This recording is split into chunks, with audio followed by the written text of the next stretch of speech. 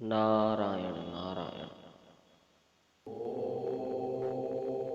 संसार में सर्वत्र द्वैत दिखाई देता है, जो केवल अज्ञान मात्र है तथा इस द्वैत का कारण मन है।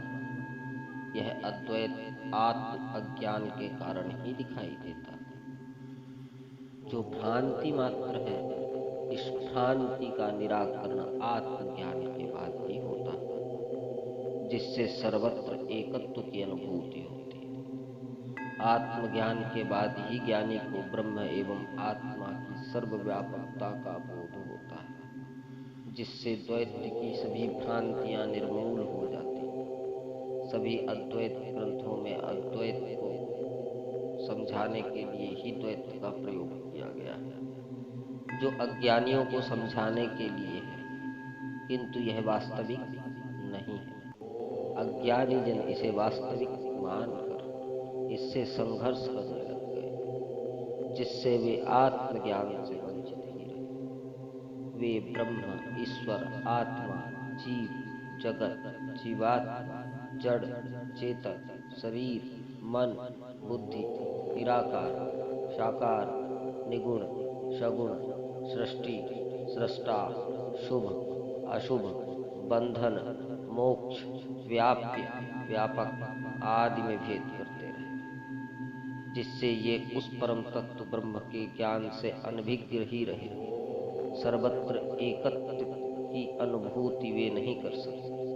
ये सभी द्वंद्व वास्तविक नहीं है, जिनकी प्रतीति मन के कारण होती है। जो भ्रम मात्र है वह मिथ्या धारणा है, जो अज्ञान की उपज है। इनका निराकरण आत्मज्ञान के बाद ही होता है। आत्मा में द्वैत है ही नहीं, किंतु आत्मा के आत्मज्ञान के अभाव में ये सत्य जैसे भासते हैं। एकमेवाद्वितीयम्, ये अनुभूति आत्मज्ञानियों को ही होती है, जब दूसरा कोई तत्व सृष्टि में है ही नहीं, तो फिर यह द्वैत कहाँ से आ गया।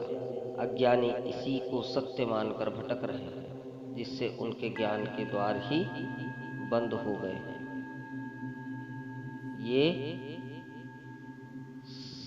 ये सबको सत्य को जान नहीं सके। मैं ज्ञान को उपलब्ध हुआ, मुझे बोध हुआ कि यह आत्मा ही सर्वस्व है, सर्वव्यापक है, वही सब कुछ है, एकमात्र उसी की सत्ता है, उससे भिन्न किसी की सत्ता नहीं।